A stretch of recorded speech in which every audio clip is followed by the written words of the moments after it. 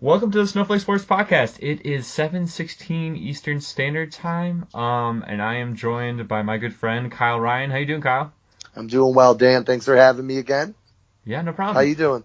Yeah, pretty good. So this podcast is going to be a little special, I guess. We're basically just gonna dedicate the first 40 minutes to Kobe Bryant and everything that's happened with the helicopter crash, and just kind of go through more of his basketball tenure, because felt like the radio or just more sports talks was talking about him as a man, which is great. Like, he was Mamba mentality. He was one of the hardest working players. But we're going to talk mostly about basketball. Then at the end, we're going to talk about the Super Bowl and the Chiefs winning the first time in 50 years. And if anyone does not know, Kyle is a devout Lakers fan, and I assume Kobe Bryant is one of your favorite players of all time, right? Yeah, actually, Dan, he's the reason why I am a basketball fan, actually. Growing up, my dad, even actually still to this day, my dad's not a huge basketball fan. He certainly doesn't hate it, but I never watched it growing up. It was never on TV or anything. So he's the reason why he's the reason why I started watching basketball, and especially why I like the Lakers. I'm flipping through channels one day and I see this purple jersey, number 8, this guy just weaving in and out of defenders, slam dunking, and then the very next play shooting a three. And, as a 7-8-year-old kid, it was fascinating to watch. And so, yes, Dan, he is probably my favorite player of all time. Right. Okay. Very, very cool. So just to reiterate what happened, it was Sunday afternoon. It was pretty cloudy during the day, and I think they had a flight advisory to not fly, but I guess they just kept going. So Kobe Bryant passed away. Gianna Bryant, John Altobelli, who was, I guess, a very good college baseball coach, and then I think his wife Carrie Altobelli, and then his daughter Alyssa Altobelli, and then there's Peyton Chester, Sarah Chester, Christina Mauser, and the pilot Ari Zoboyan, which I also saw Kawhi use that pilot, and he was like, yeah, he's a great pilot. I don't know, that was just kind of chilling. And I'm just gonna start this off. Like, where were you when you found out? Yeah, let's just go off with that. Real quick, Dan. First, I want to say, obviously they probably won't hear this podcast, and if they do, I hope they do. And if they do, then I want them to know from the bottom of my heart, my condolences go out to obviously Kobe and Gianna, but the rest, the Altobellis, Peyton Chester, Sarah Chester, the Mausers, the pilot, because not a lot of people are talking about them. Right? It's Kobe Bryant. I understand. I get it. But I just want to give my condolences to them, because there's not many people talking about them. And I just know personally that if that was, I don't want to obviously say I'd be upset, because again, it's Kobe Bryant, and, accidents happen, and I get it, but they're just not getting talked enough. You know what I mean? And I just want to say my condolences to them. But as to where I was, actually, funny story, I was helping my coworker move, actually, from one house to another. Yeah. So I was actually boxing up a truck. Had my phone in my pocket. My friend Brendan across the hall here at my apartment, he called me. Actually, I missed his call. Then I look at my phone, and I'm getting blown up. My Aunt Teresa's texting me, my buddy Brendan, my friends Ryan and Jason, like, they're all texting me saying Kobe died. And I'm like, wait, this can't be real. So I stopped moving things. I told my coworker, I'm like, listen, I need 5 minutes. And I had to, confirm, and it was real, and it was devastating. It made my week very tough. Again, like I said earlier, Dan, he's my favorite player. He's the reason why I'm a basketball fan. And so at first I didn't really know how to process it. So I don't want to say I was like, whatever, but I'm like, I don't know how to process it. Then it hit me, and it was just devastating. I know, obviously, I didn't know the guy personally. I never met the guy or anything, but he meant so much to me as a kid, and so much to basketball in general. And I'm sure we'll get into that more here a little bit later, but it was just so devastating, and it was awful. I don't even know what else to say, to be perfectly honest.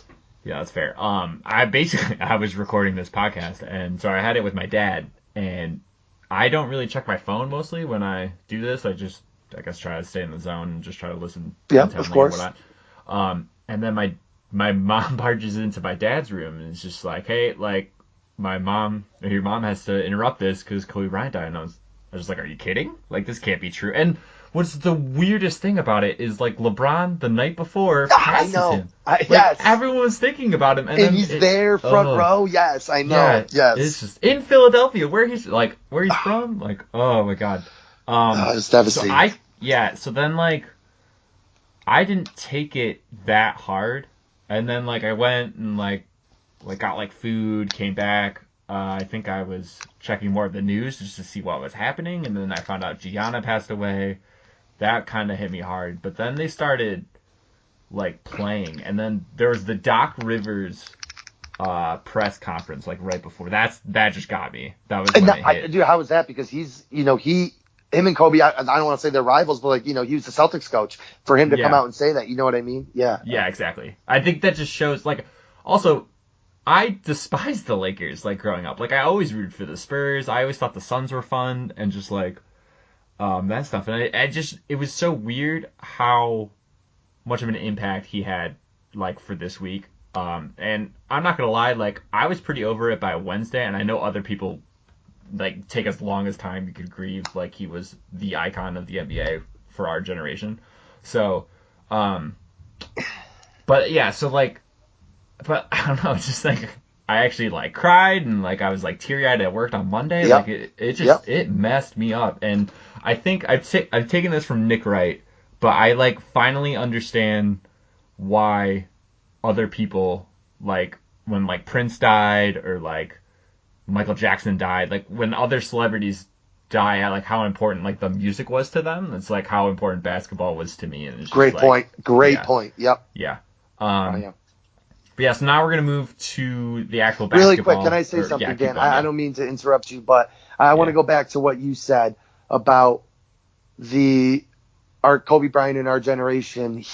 And that's the thing. That's why I think it hit people so hard. And that's why you see all these NBA players reaching out and they're making all these changes and stuff to the All-Star game and whatnot, because he was our generation's Michael Jordan. Yeah.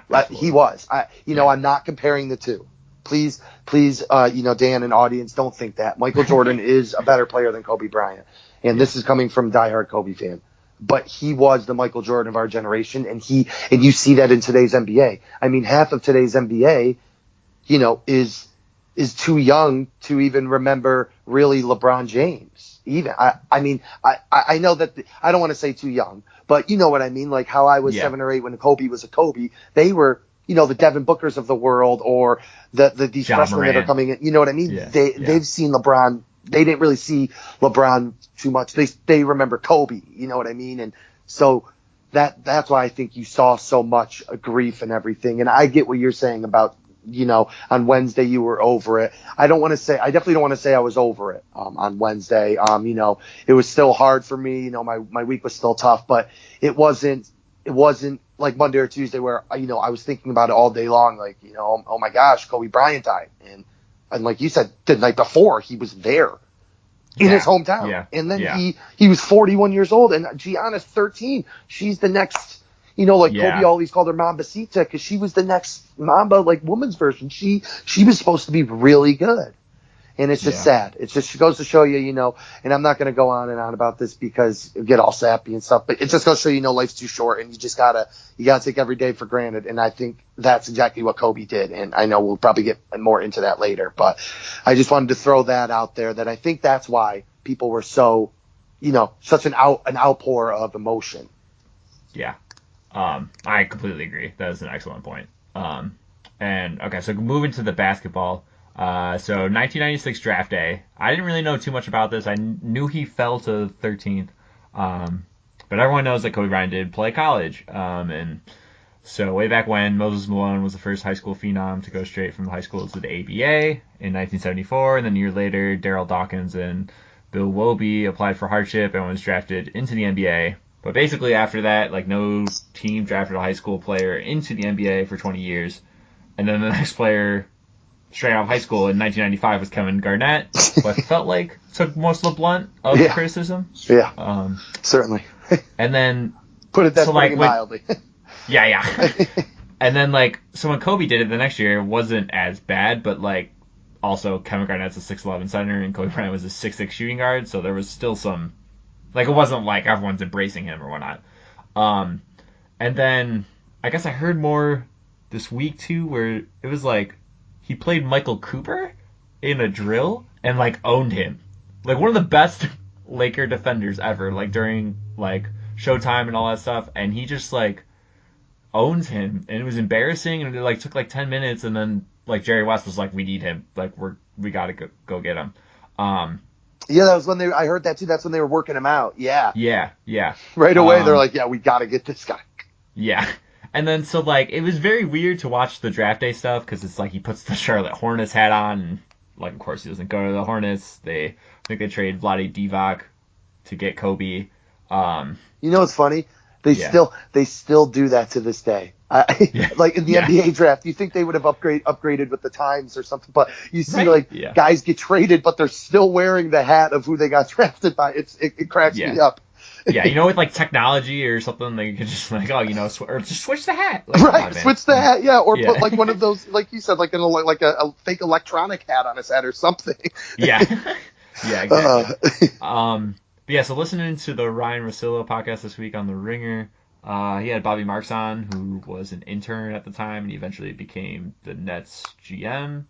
And he was saying that, like, a lot of people didn't want to draft him because, like, he just wasn't gonna sign there. He was like, I have to play for the Lakers. Like, this is my team. Do you think Kobe was justified in wanting to play for the Lakers?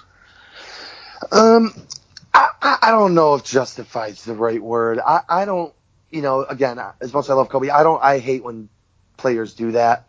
Eli Manning's obviously like the poster child for this. Or maybe even John Elway. I don't want to play there. You know what I mean? And I get it. I understand. As a Browns fan, half the people we draft don't want to play there, and quite frankly, I don't blame them. So I get it. But I just, I don't know if justified is the right term. I understand why he wanted to do it. He was a diehard Lakers fan growing up. He trusted that organization to help him become great and to win championships. And as you know, I mean, that's all he was about. He did not care about shooting 35% from the field. He didn't care about shooting it 40 times a game. He just cared about winning. And I think, he saw that the Lakers, with all their storied franchise and their history and whatnot, I think that he saw that. Do I agree with it? No, because again, I don't like when people do that. Listen, you're making millions of dollars to play a sport, to play a game. Like, just play the game. Does it matter where you're going? And at this point, he, especially Kobe, like being so young, is he really, if he didn't like it, he could have just left in like 5 years when he's like, 24 years old or whatever it was, 22 years old, and he could have just left. But, so I don't know if justified is the right word. I get why he did it. And I mean, I think it worked out for him, obviously, in the end, but I don't agree with it. Yeah. I think in hindsight, it's like impossible to not see him as the Lakers uniform because we've just seen it for 20 years. Right. But I guess just to zag your comment, like, I feel like his dad was he was an NBA player for a while, a little bit, and then he was like in Italy. He played and like Europe and stuff. So I felt like Kobe Bryant speaks 5 languages. I don't know how many languages. Yeah, because he grew up in Italy because that's where his dad was playing at the time. Yep. Right. So like I feel like he's like cultured and like a cultured person. Like with this is the whole thing with Kareem where he was in Milwaukee and then like had to leave because he was like, this city isn't good for me. Like I need to go to like LA and stuff. Yeah. So I felt like it was okay, just in that whole like I want to play in LA, like this is where I want to go, and like I felt like if other teams maybe have like worked him out, like they might have like thought of it and just like went for it. But I don't know, I think they were scared. I do get it though, because you're 18, like you should play for your team. And I guess just relating this to the whole Iggy stuff right now, where he's just not playing in Memphis and like this whole thing with like Dylan Brooks and stuff. Like it's just like how about that, like, by the way? like it's bothering. We should stick to Kobe, but yeah, we could go on and on about that. Oh yeah. And then so like he gets drafted by the Lakers, and then Shaq also signs with he leaves the Magic, signs with the Lakers for a 7-year, $121 million deal. Which now role players are getting. Yeah, right, yeah.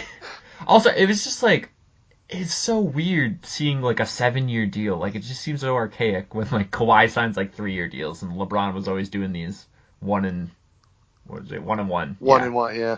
Yeah, Yep. it's so weird. But, so, during these years, especially, I won't say the early ones, just like more like 2000 when they started winning, um, there were kind of like two camps where it was like, oh, you're a Shaq fan or you're a Kobe fan. I'm already gonna guess that you're a Kobe fan, but which camp did you lean towards? Well, actually, Dan, again, I was young when this was happening. 7, 8 years old. So I, at the time, sided with Shaq because I didn't know. I was like, Kobe. I was just like, all right, who's this arrogant prick? He's just a cocky kid that just thinks he's better than everyone else because that was his mentality. He really thought that he could be better than everyone else, and he just wanted people to work hard as he does.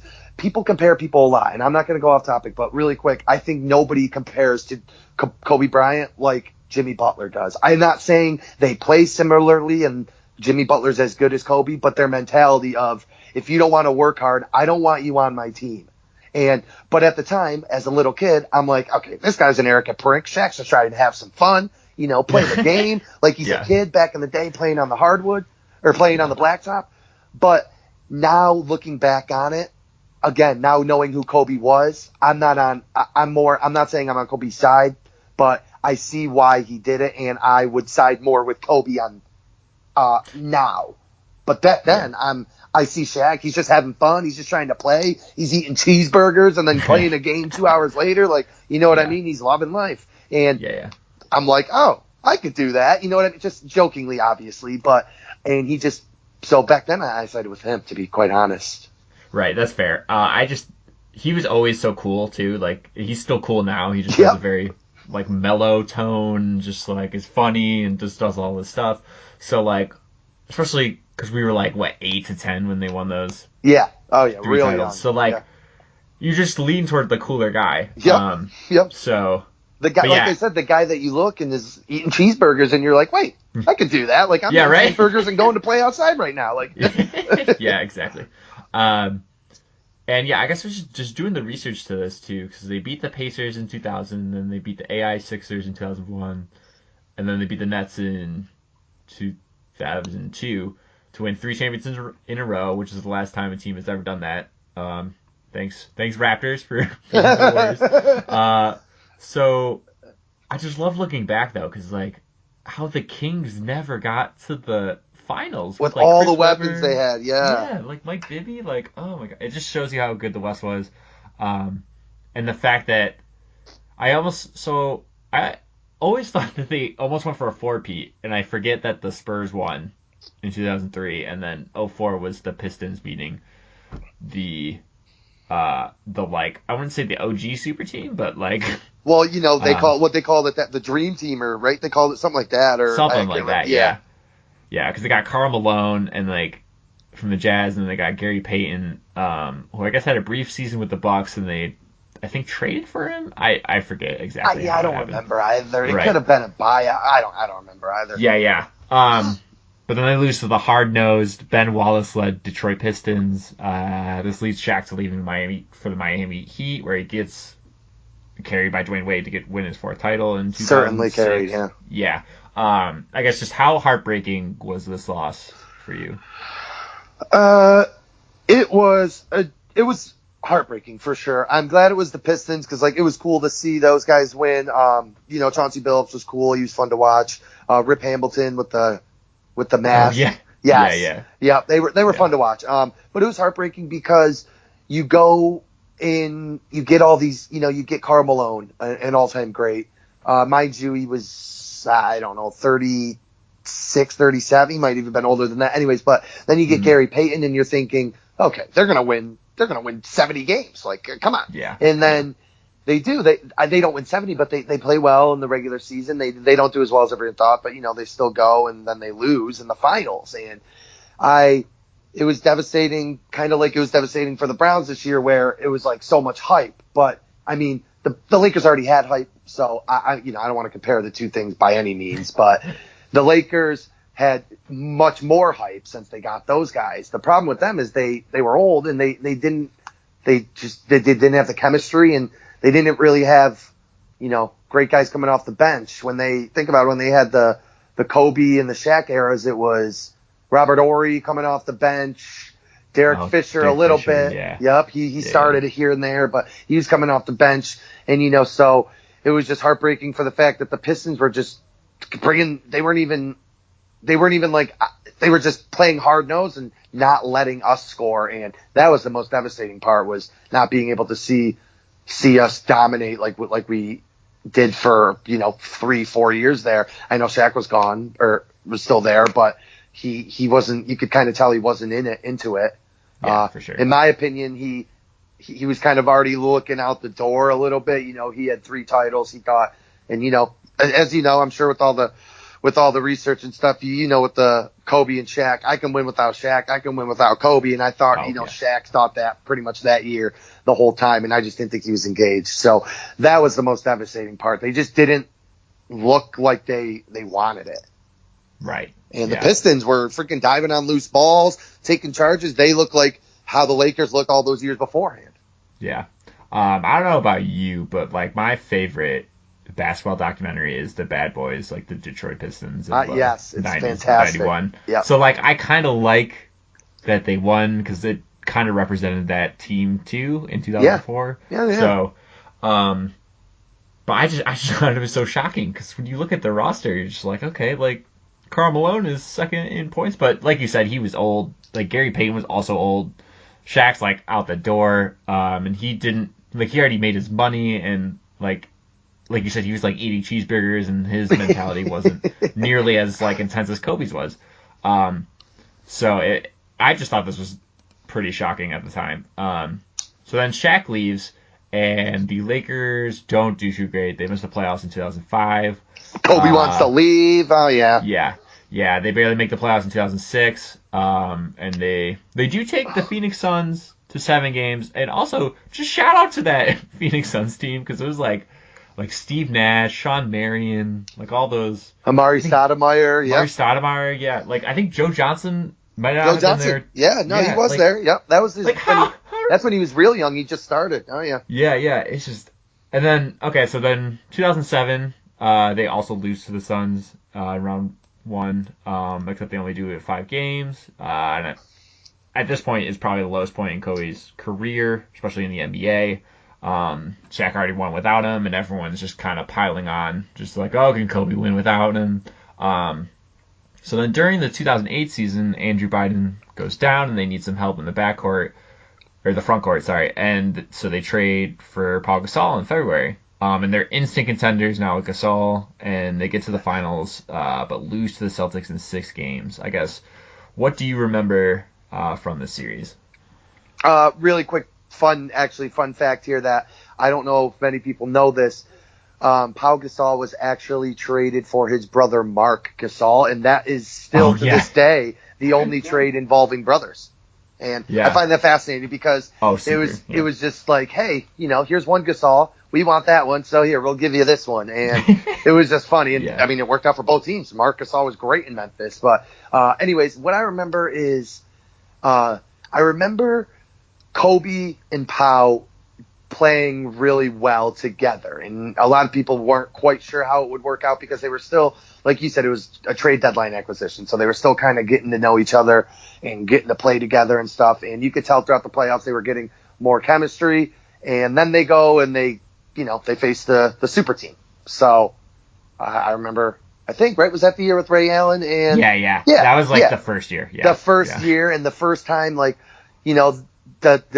kind of started the super team kind of thing, a little bit. And so I remember that, and I remember Ray Allen and Kevin Garnett and Paul Pierce both trying to win their first title, going hard, and they ended up pulling it out in the end. And honestly, they deserved it more, and they wanted it more. But I'm sure we'll talk about it, but we got a little payback the next year. Just a little, just some. Yeah. So I don't really remember too much about the series exactly. I just remember 2007, the Spurs sweep the Cavs, and that was LeBron's first finals, and I think ratings were not that great. No, That's no. like that season, that finals. Like I felt like the NBA almost like was going downhill, and then you get the Lakers Celtics finals. Like it just brings back so much history from the '80s, and just like I feel like that is almost like the turning point of when the ratings started going up and where the popularity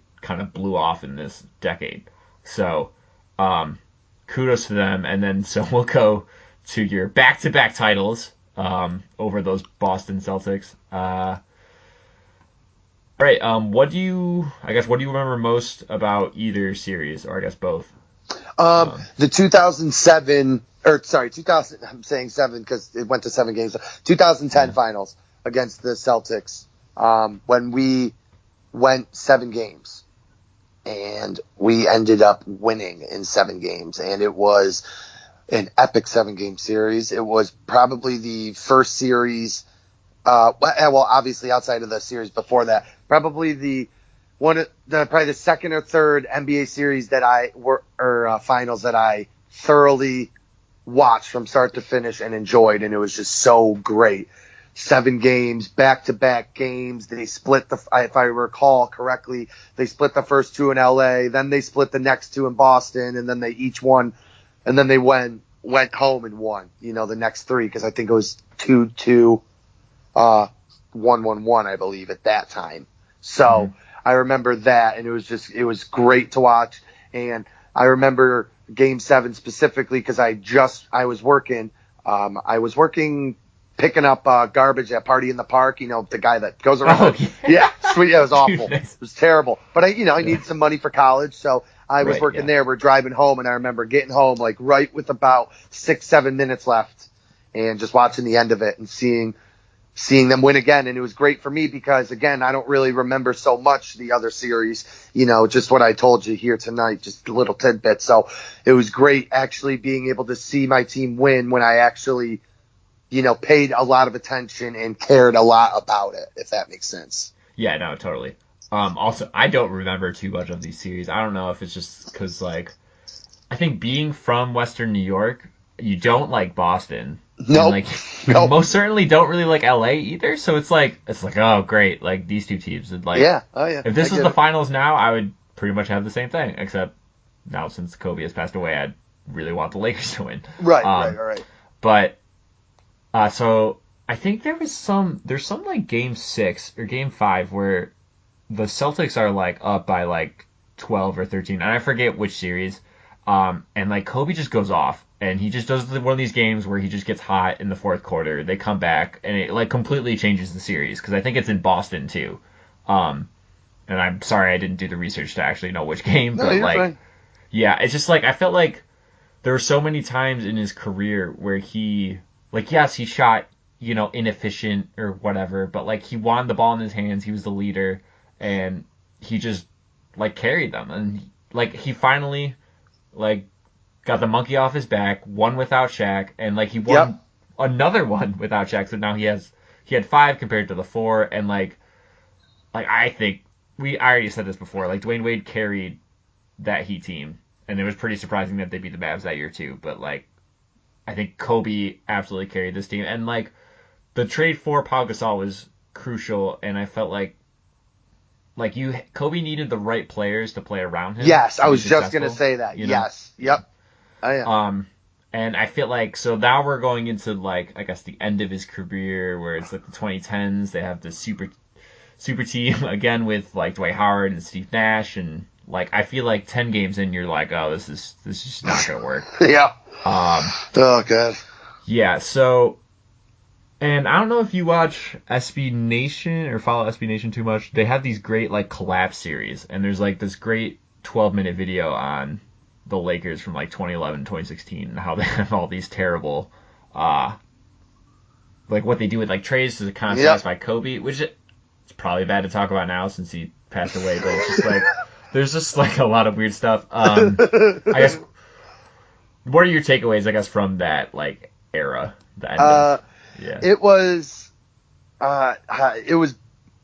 wasn't, obviously it was heartbreaking because they were so terrible and they missed the playoffs all those years, and it was Kobe's last couple of years, and you wanted to see him win. But being a Browns fan, I was kind of used to the losing all the time, and so it wasn't as hard on me as it was others. But it was certainly hard, not only because, again, with Kobe Bryant's last final years, but it's not just that they did bad. They did like really awful and are getting like the second overall pick 2 years in a row and like top 5, 3, and you know what I mean? 3 years in a row. And, I get that towards the end, it was all to get LeBron at the end and it worked out. But at the time you're like, okay, what are you doing? You're the Lakers. You can get whoever you want. Who doesn't want to come play for LA? And they kept swinging and missing. And especially you brought up the team of 2000, or I think it was the other dream team that they had with Dwight and Steve Nash. And like you said, 10 games in and you go, oh, this is going to be terrible. Steve Nash gets hurt. Dwight Howard cries all the time about something. then he gets hurt.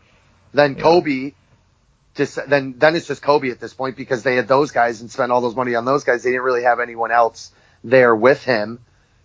So then that's when you start getting, second overall picks and you get D'Angelo Russell, who, in my opinion, I always thought this from the beginning. I never wanted them to get rid of him. I thought he was going to be a stud, and now look at him, he is a stud, but he's not, he's still really young, and he's coming into the league, and he's just got to work with Kobe, and it's just not working out. So then they get rid of him. Same thing. And then Brandon Ingram comes. At this point, Kobe's gone now, but it was just hard. It was hard. I'm going on and on about it, but it was difficult in the sense that it was Kobe's last years, and you just wanted to see him do great, and that's when he was like Kobe in his prime, jacking and doing all shooting 35% because he had to do that for them to win. He had to because they had no one else there. Yeah. So I think the most. So I guess you probably watched the replay of the Utah Jazz game, right? What was that? Oh yeah. Yeah. I just thought. I mean, 50 shots, 60 points. Just typical Kobe game, huh? Yeah. Just putting up everything. I think I didn't actually watch this game because I was exhausted the night before. Just because, I don't know, I took this really hard. Like, I couldn't sleep. Like, when I woke up, it was just like I couldn't think. I couldn't check social media because it was all about it and it just made me more sad. So I don't watch it, but, like, I don't know if people talked about this that much, but, like, the Jazz had to win that game to go to the playoffs. Yep. And, like, he has this fourth quarter comeback, and it's just, I don't know, it's incredible.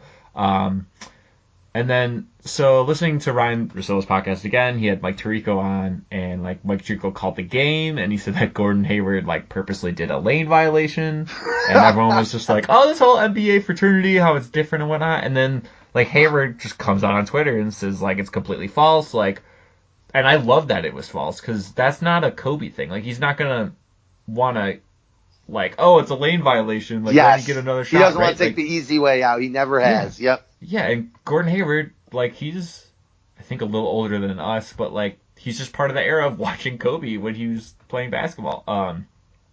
So, I guess just, why do you think Tirico thought Hayward did that? When also, like, I said it, but, like, the Jazz need to win this game to go to the playoffs. Like, I don't know. I don't know, honestly. I don't know. I think maybe Mike Tirico, he's great. I mean, you see him all over TV. You see him all over the place. He's fantastic. I think, in my opinion, I don't know if he actually believes it, if he was just kind of maybe stirring the pot a little bit, and he understands the respect that people have for Kobe. But I agree with Hayward. I mean, I don't, like you said, they had to win that game. If they didn't win that game, they wouldn't have made the playoffs, and they didn't. No, and it's crazy. So why would somebody do that on purpose? It doesn't make any sense to me. No matter how much you respect a guy or how much love you have for a guy, you don't do that. And again, like you had mentioned, Kobe wouldn't want him to do that. He would not want the easy way out. He would want to work for his 60 points, which he did with the 50 shots. But he would never want to, if by any means he did do that on purpose and somehow Kobe found out about it, or like right in the moment was like, okay, like he figured it out. Okay, he did that on purpose. I honestly don't think Kobe, I mean, I know it's the rules. He had to take another shot. I don't know if Kobe would have taken it. I think he probably would have just airballed on purpose or thrown at the rim or something. You know what I mean? Like, just that's the way Kobe was. I don't know. I thought it was funny though. People, and like you said, I mean, I think he did it because he just knew how people would react, because every day, nowadays people react to anything. I mean, so I thought it was hilarious, and it was clickbait, honestly, and it was funny. It was funny to me. So I think it's clickbait, but I also think he thought it was true, because if you watch it, it's like, why is he doing that? Like, and it seems like it's a weird like step.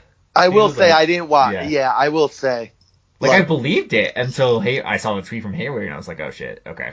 And I was just happy that it wasn't true.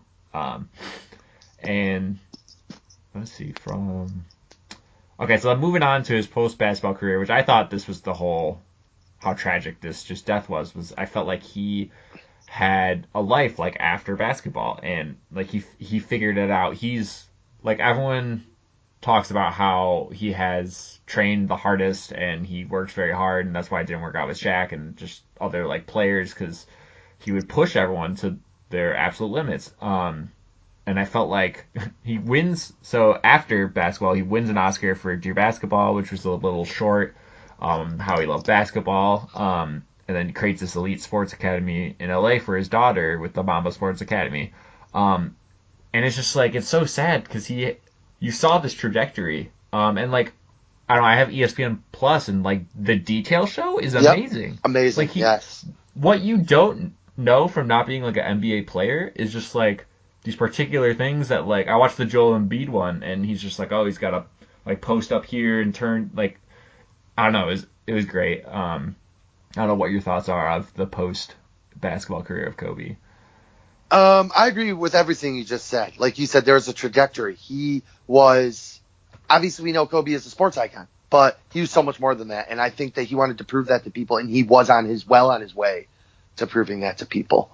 In my opinion, he won, like you said, I mean, he won an Oscar. There's been interviews where people have asked him, what would you like if you had to redo 5 championships or an Oscar?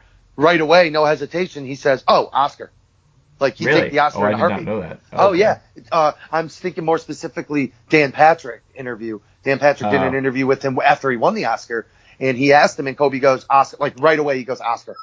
Like, he would take that over 5 championships, and that's just who Kobe was. He just wanted to prove to everyone that he could do whatever he set his mind to do, he could do it, and he could do it better than anybody else. And that's what I think people are going to miss about him the most.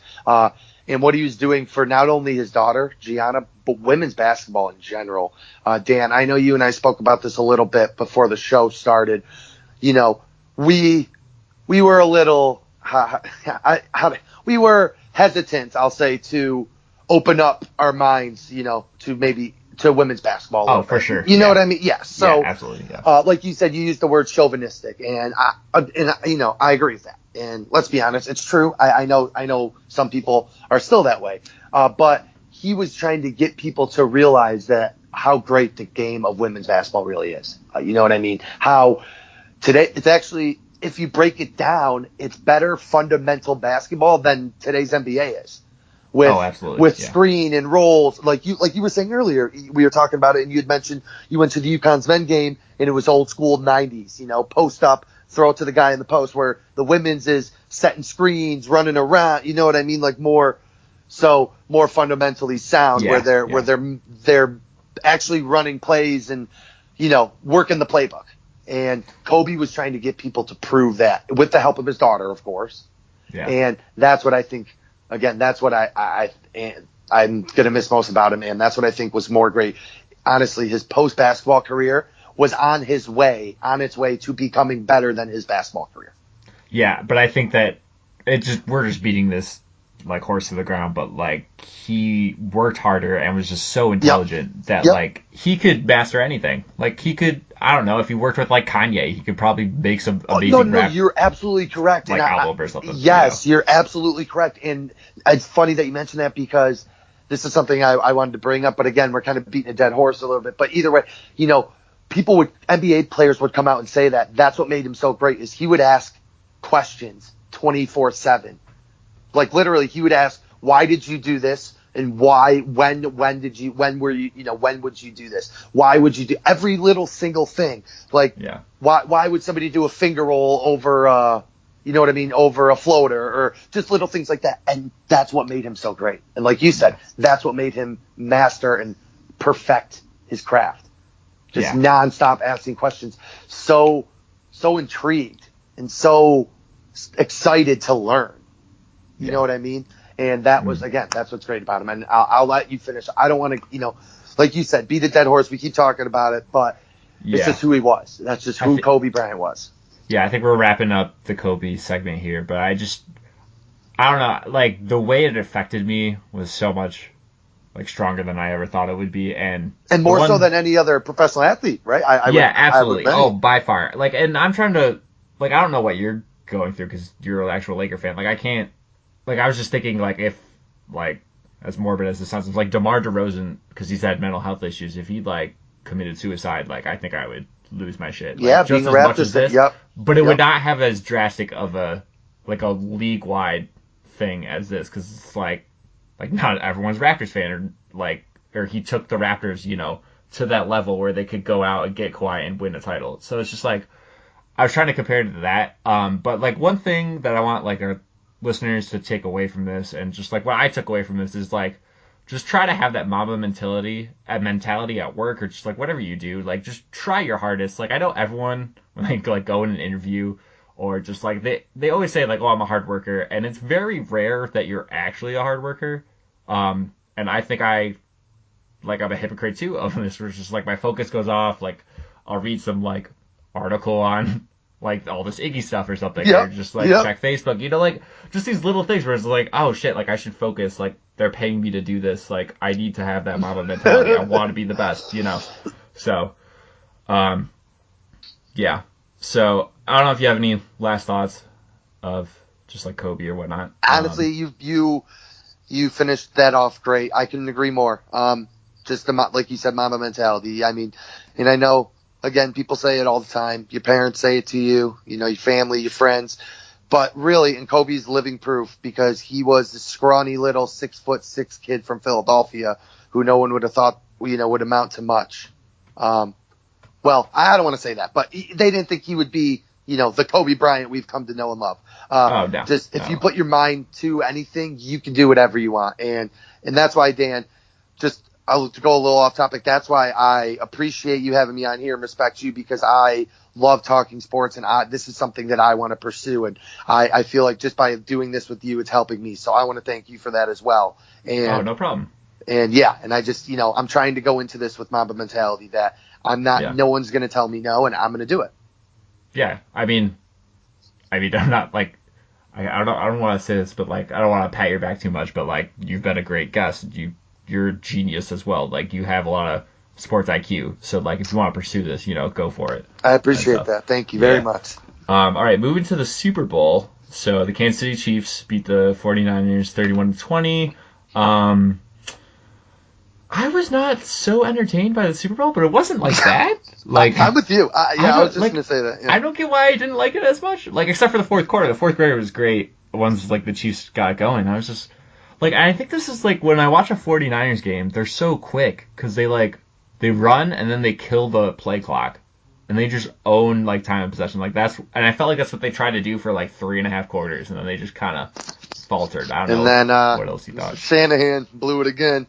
Yeah. We can get into that if you want a little later, but it's not a good look.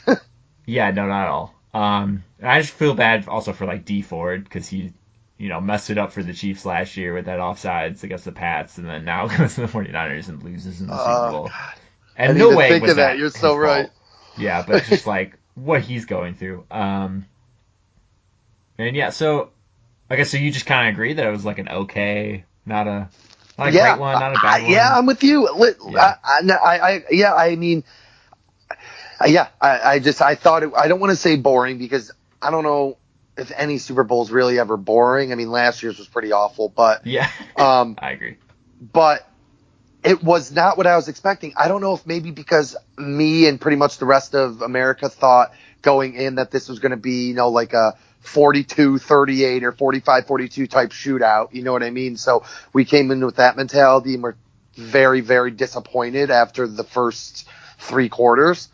I don't know if that's the reason why, or or what it was, but it was, yeah, I'm with you. It certainly wasn't boring, but it was not, yeah, it wasn't really thoroughly entertained until the fourth quarter, to be quite honest. Yeah.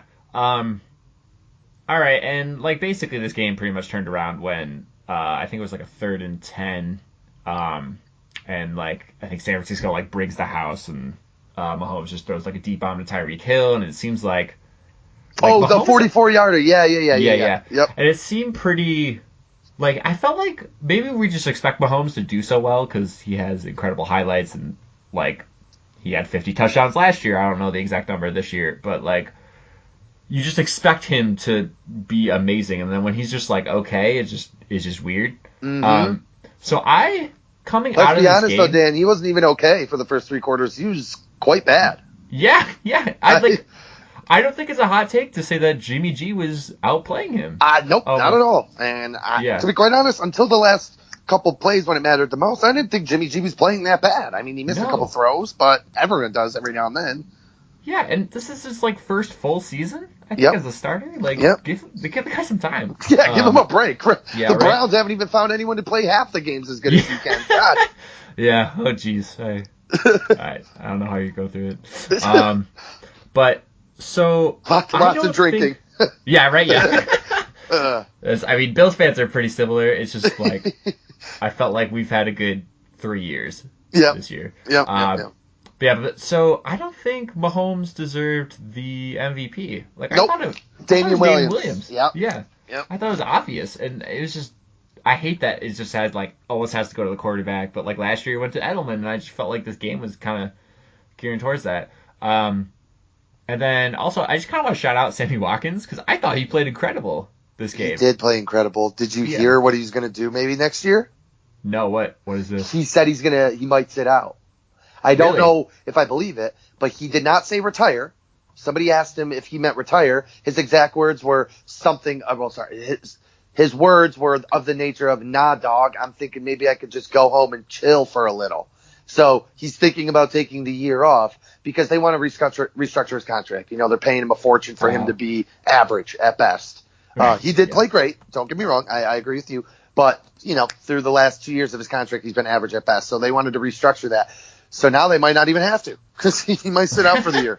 Just sit out. Wow. Yeah. So do you know how that works in the NFL? Because like with this whole Iggy stuff in the NBA, he gets paid in full. Like they can just kind of cut him, right? Because it's not fully guaranteed. Now I don't know about the cutting situation and the guaranteed. I do know that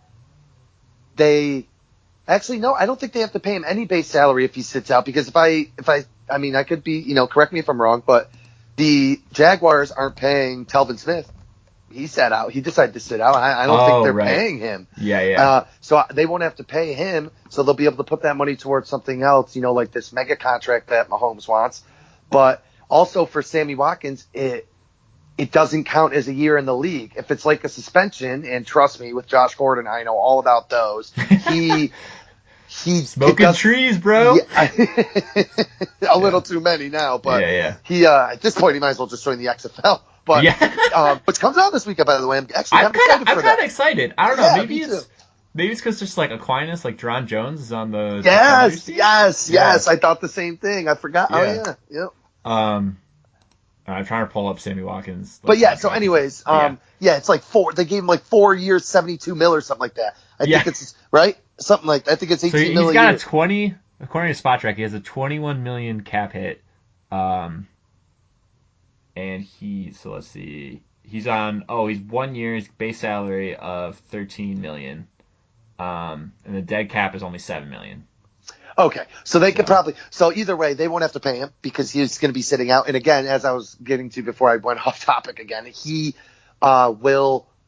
it won't count towards a contract year. So like he could sit out next year and then he'll come back and still have, you know, the 2 years left on his contract or how many ever years left. It won't count as a year for him because he's not getting paid, and it's, you know what I mean? So right, okay. So if he does that, I think it's kind of. I mean, it works out for the Pelicans. Sorry, the Pelicans game is on right now. Watching Zion. Yeah. He for the Chiefs, it works out great for them. For him, obviously, you know, it's not really financially smart, but then again, the guy's already made millions. So what's 1 year? Right.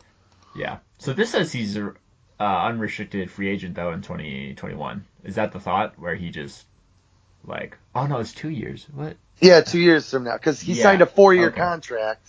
Right. Yeah. I don't get this. Okay. Whatever. It's weird because Yeah. we think like we think 2020 is the next, or 2021 is literally next year, but Right. football starts in 2020. You know what I mean? It's weird. Yeah. So Yeah. I always find football seasons very odd because it's like, right, like the Chiefs won the 2020 Super Bowl, but it was really the 2019 season. Yeah, right. Like it's just like it's always hard to keep track. Did you Now, see so really quick? I don't again. yeah. Did you see what Travis Kelce did today? No, what do you? Oh, he is an innovator, Dan, and let me tell you, he just created the equivalent of the Stanley Cup chug, where everyone chugs a beer from the Stanley Cup. He created that with the Lombardi lunge, they're calling it, or lunge. He literally has somebody holding the trophy for him, and then he pours a beer down the side of the trophy into his mouth. Oh, that's fantastic. Dude, there's videos of it all over the up. place. You gotta take a look at it. It is fantastic, and I think great. he started a trend, and I think everyone's gonna do that. Yeah, what was it? He has a brother for the Eagles, right? Jason Kelce? Jason, yep. Yeah, center, and he had that like whole like king thing when they won the Super Bowl. Yep. This is great. Oh, yeah. They're a tandem. And now somebody said, because I don't know if you remember, when they won the AFC Championship, Travis Kelce said, "You've got to earn your right to party." So somebody wrote or commented on that video that I had just mentioned, "You have to earn your right to Lombardi," with like 7 nice. eyes. Oh, it was fantastic. Yeah, it was great. That's fantastic. That's great.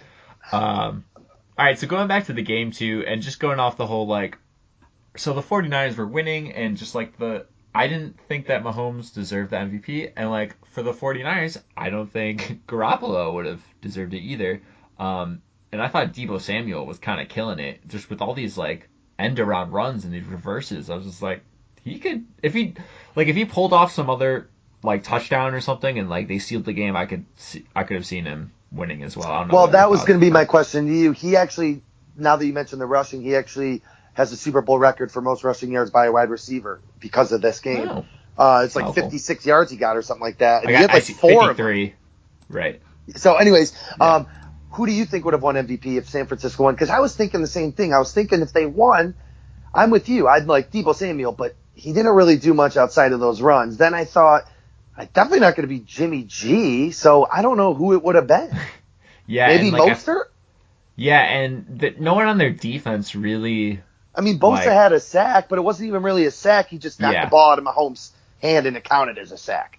Yeah, exactly. So, like, I mean, they played well. They contained the Chiefs for 3.5 quarters, but it's just like it's so hard for a defensive player to get it unless you're Von Miller that one year and just have unbelievable stats. So, like, I guess it is hard because, like, you don't give it to Mostert because he really didn't. Well, I guess he had a That's lot what of, I mean. Like, it's kind of like who do you give it to? And really quick side note, do they still give away cars? Because they haven't mentioned a car for the Super Bowl in a couple of years. Oh yeah, no. Do they do that? I don't. Yeah, I don't. Because like that used to be more like people wanted that more than they wanted the MVP trophy. Because it was like Corvettes and Mustangs. Now they don't even mention it. Maybe they just make too much money now, and it always goes to a quarterback. So it's just like, they can, and the quarterback's already got 4 of them anyways. Yeah. Exactly. I'm trying to forget what I wanted to end with this. But I don't know. So like average Super Bowl, like I give it like a B or something. I'd agree with that. It's hard for me though, because when I think of Super Bowls, I always think of like the first Super Bowl I ever really truly watched was in '99, the Rams and the Titans and the 1 yard line.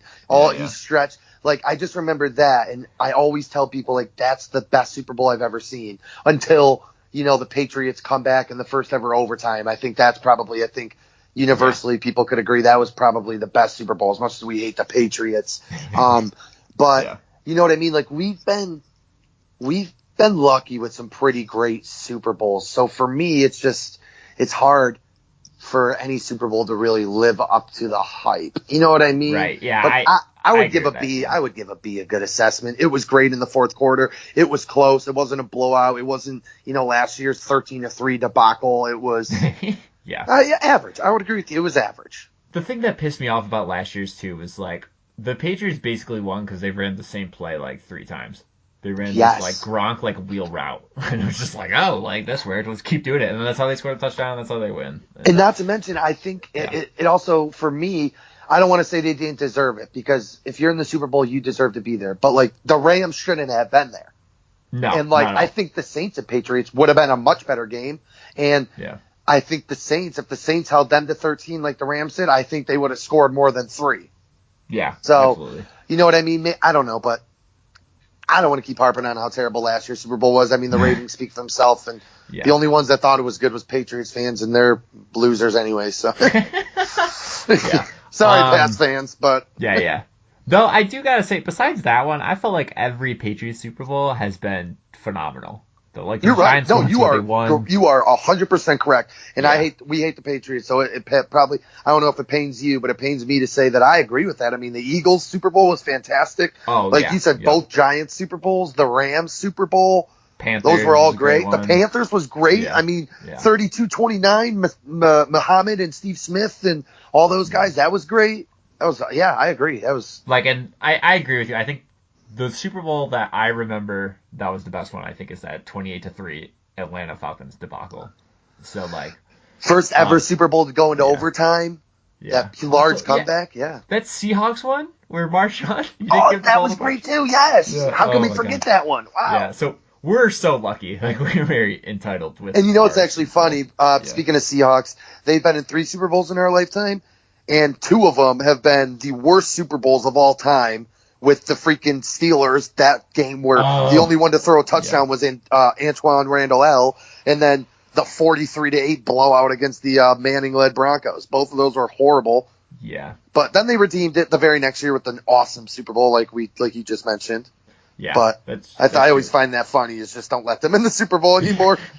Yeah. I don't know where you were. What was it 2014 when they killed the Broncos? But like. I always felt bad for Richard Sherman because he goes. So they play the 49ers for the NFC Championship game. And he goes on his rant. Down that pass. Then he's just like so hyped, and they mic him up after the hype, and people just like berated him for this. And I was just like, why? Like he's an all-pro quarterback that just made the best play in his life. Well, maybe not all-pro at that point, but like. I mean, the biggest play of his life, he's going to be hyped. Like, he's an NFL player. Like, I agree. Like, what would you do? I always try to picture that. You know what I mean? I know it's hard to, but I try to picture that. Like, what would you do? I'd give him credit. I'd be dropping F-bombs. I'd be like, dude, get the freak out of here. I'm the freaking best. You know what I mean? Like, I don't blame the guy one bit. I'm with you.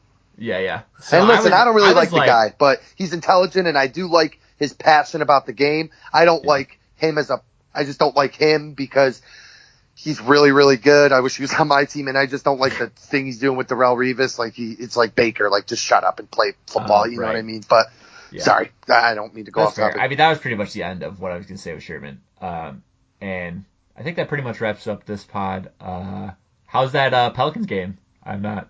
Oh yeah, so I just have it on the background. You know, obviously I'm not really paying much attention to it. I'm just watching a little bit. Zion is not doing well. He's like 3 of 10, I think, or really? 3 of 11. Got blocked a couple times. You know, he's trying to do what he does at Duke. They can't do that.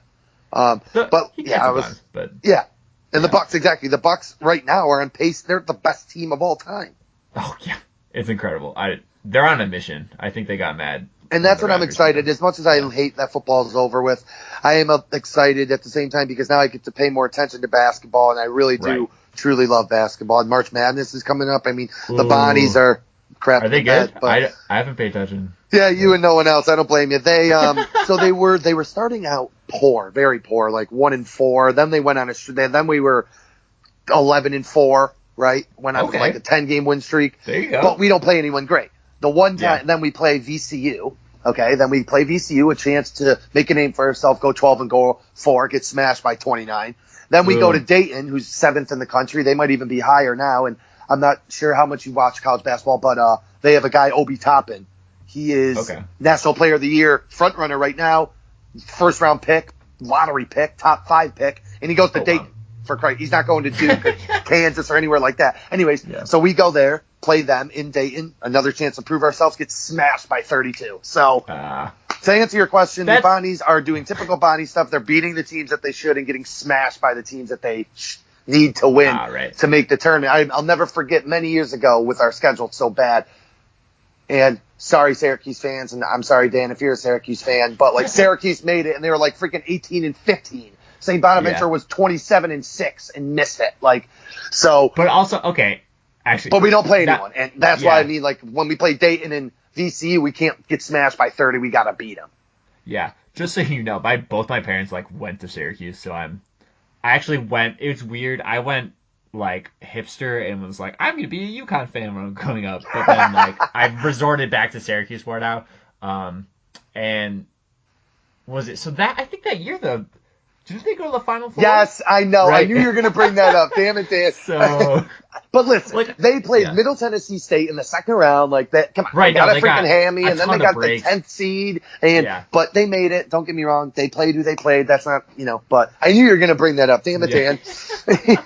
Yeah. All right, I think that wraps it up. That was a great pod. Thank you again for Kyle for coming on. This was a pleasure, and hopefully I'll have you on very soon. Thanks again, Dan. Like I said earlier, I appreciate having me on. You give.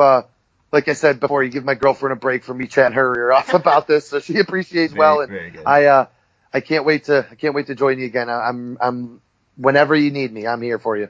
All right, awesome. And just to wrap up, so I do have a email address. It's snowflakesportspod@gmail.com. If you have any mailbag questions that we want to answer on here, let me know. Please like, rate, and subscribe.